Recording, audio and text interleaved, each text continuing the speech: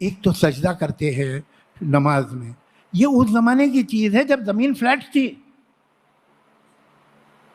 کیتکر صاحب سجدہ اگر یوں جا رہا ہے تو زمین تو گول ہے. یو آر مسنگ کعبہ بائی تھاؤزنڈ آف مائل. زمین تو گول ہے نا، تم یہاں سجدہ کر رہے ہو کعبہ، یہاں سجدہ یوں جا رہا ہے.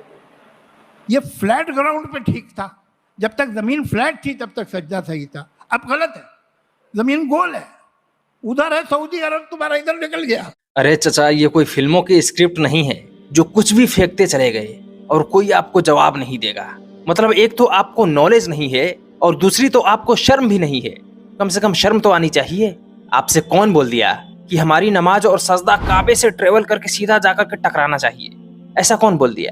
اللہ نے ہمیں صرف اور صرف ایک ڈائریکشن بتایا ہے کہ جس ڈائریکشن میں ہم ٹریول کر کے کعبے تک پہنچ سکتے ہیں اسی ڈائریکشن میں ہمیں رک کر کے نماز پڑھنا ہے.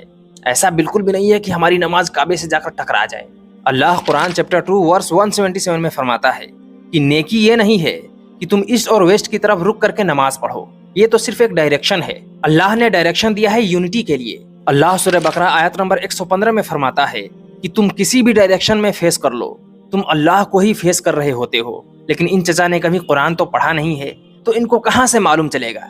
بس یہ فلموں کی اسکرپٹ کی طرح پھینکتے جا رہے ہیں اور انہیں لگتا ہے کہ میں بہت ہی زیادہ انٹلیکچوئل بندہ ہوں. یہ آپ کی بہت ہی بڑی غلط فہمی ہے. خیر، 20 دسمبر کو ان کی اور مفتی شمائل نادوی صاحب کی ایک ڈیبیٹ ہونے جا رہی ہے جس کا ٹاپک ہوگا ڈز گاڈ ایگزسٹ؟ کیا خدا موجود ہے؟ اور یہ ڈیبیٹ مفتی شمائل نادوی صاحب کے چینل پر ہی ہونے والا ہے.